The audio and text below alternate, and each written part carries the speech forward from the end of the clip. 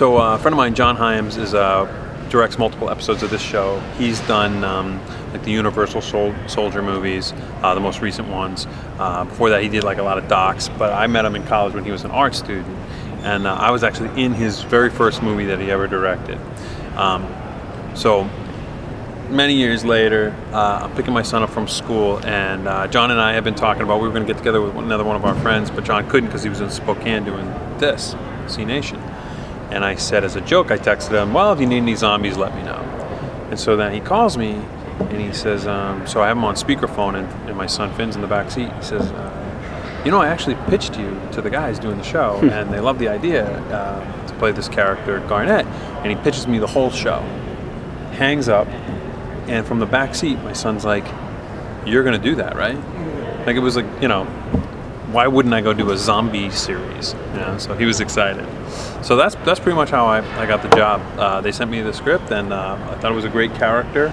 The character's name is Garnett. He was in the National Guard, and when the zombie apocalypse happened, he and this group of people, like, they survived by living on an island. They've got this community where you know, they're able to survive. They're surrounded by water, and up to that point, you know, nothing bad has happened. And when I first got there to set, I asked the writer, you know, what is it about my character? Why is he so, he seems kind of religious, he seems kind of burned out. And he said, no, he's not. It's not like he's religious, he's just got hope. He's the one guy who has hope. And I was like, wow, that's, okay, great. That's amazing direction to go in. So basically, that shaped my whole interpretation of the character. Every time that he was going to make a decision that I was like, whoa, why would he do that? That's insane. I would never do that. So, I don't know, because he's got hope. He's just got this, like, it trumps everything else. I'll do this. If it means that we can save the human race, I'm going to do it. And so it was just, that's how I kind of like.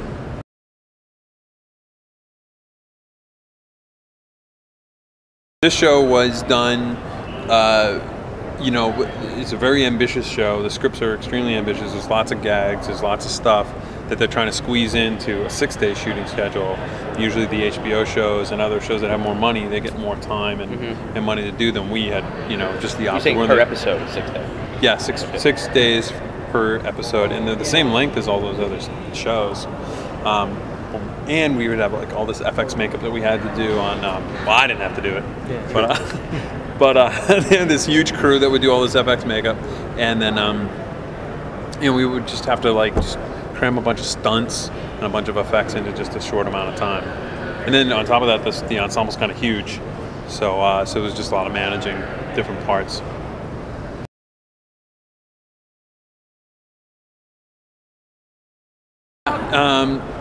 Yeah, she really is a better leader, but the great leaders don't actually, you know, go right out front. They lead from behind. I mean, they're a team. The two of them, they're tight. Warren and Garnett, and she's the one who looks to him and says, "You're the leader." You know, I think Garnett is a reluctant leader, and I don't know really what makes him one. I think I did kind of read that he was burning out. I think he had seen a lot of death and he didn't really want to see anymore. In the beginning of the first episode, she kills that woman, like that the woman who's like, that's how they're doing. They're like giving people mercy before that they turn into a zombie.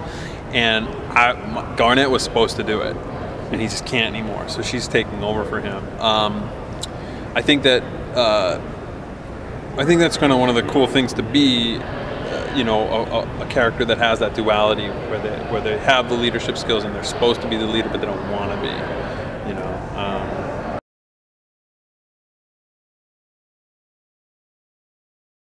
It's a great experience because, like, right when we got to Spokane, like, I check into my hotel, go down to like the restaurant, and my waiter would come over and they'd say, I recognize you. Oh, I'm an actor. Oh, what are you doing? I'm doing the zombie thing. Oh, we all know about the zombie thing. Like, everybody in town knew about it because they all auditioned for it, apparently. Thousands of Spokaneites auditioned for the show. So every day you'd go to work and there would be all these people, these locals, who were so excited to be there, getting this makeup stuck all over them, and we were making them do like the worst stuff, like lay in the road in 100-degree heat, or get chained to a fence, or all this crap, or run after a moving car, but they were so excited.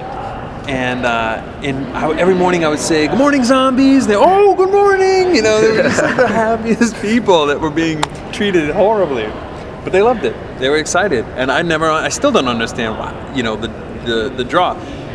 People who know I'm doing the show, anybody, people's dads, like all over the place, are like, "I'll be a zombie."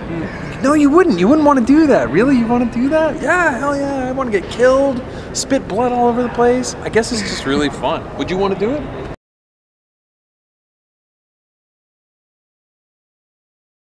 I like the living on an island sounds good. Like the characters that we were playing, we had the island community. That would be smart. Lots of canned food. Got to just save up your canned food, I guess. Practice your headshots because you need to be able to do that. It's a good way to kill the zombies. I don't know. I sure hope it doesn't happen.